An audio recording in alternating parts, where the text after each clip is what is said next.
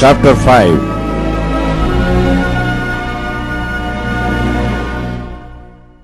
And they came over unto the other side of the sea, into the country of the Gadarenes.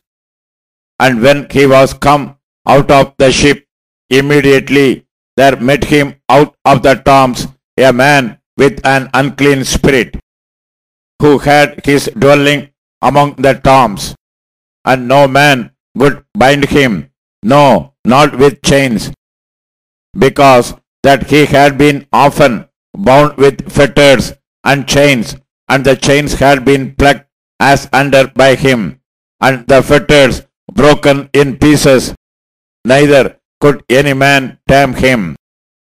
And always, night and day, he was in the mountains and in the tombs, crying and cutting himself with stones.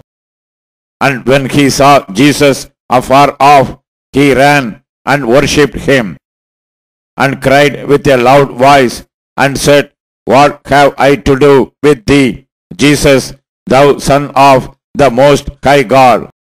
I adjure thee by God, that thou torment me not. For he said unto him, Come out of the man, thou unclean spirit. And he asked him, What is thy name? And he answered, saying, My name is Legion, for we are many. And he besought him much that he would not send them away out of the country. Now there was there nigh unto the mountains a great herd of swine feeding. And all the devils besought him, saying, Send us into the swine, that we may enter into them. And forthwith Jesus gave them leave, and the unclean spirits went out and entered into the swine. And the herd ran violently down a steep place into the sea. They were about 2,000, and were choked in the sea. And they that fed the swine fled, and told it in the city and in the country. And they went out to see what it was that was done. And they came to Jesus, and see him that was possessed with the devil, and had the legion, sitting and clothed, and in his right mind. And they were afraid. And they that saw it told them how it befell to him that was possessed with the devil, and also concerning the swine. And they began to pray him to depart out of their coasts. And when he was come into the ship, he that had been possessed with the devil prayed him that he might be with him. Howbeit Jesus suffered him not, but saith unto him, Go home to thy friends, and tell them how great things the Lord hath done for thee, and hath had compassion on thee. And he departed, and began to publish in Decapolis how great things Jesus had done for him. And all men did marvel. And when Jesus was passed over again by ship unto the other side, much people gathered unto him, and he was nigh unto the sea.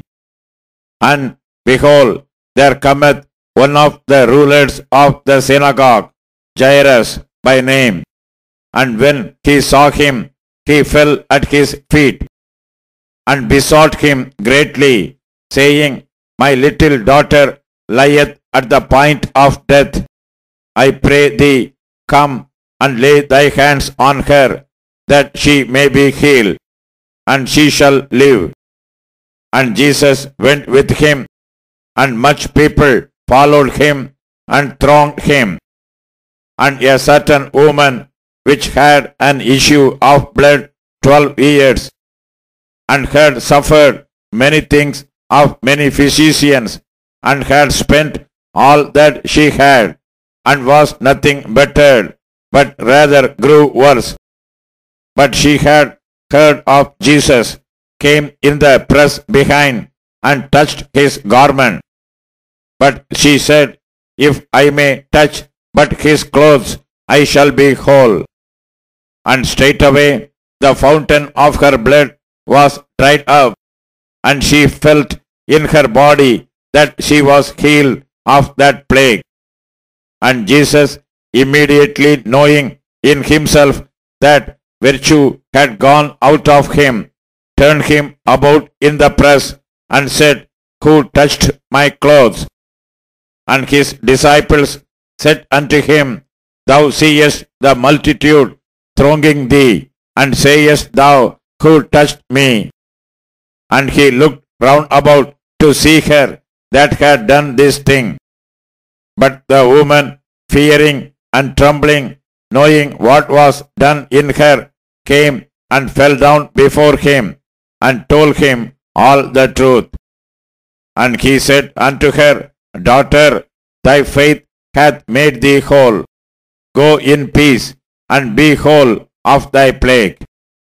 While he yet spake, there came from the ruler of the synagogue's house Satan, which said, Thy daughter is dead.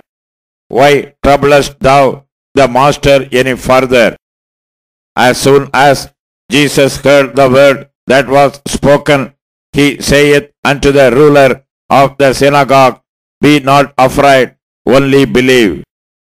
And he suffered no man to follow him, save Peter and James and John, the brother of James. And he cometh to the house of the ruler of the synagogue, and seeth the tumult, and them that wept and wailed greatly. And when he was come in, he saith unto them, Why make ye this ado, and weep? The damsel is not dead, but sleepeth. And they laughed him to scorn.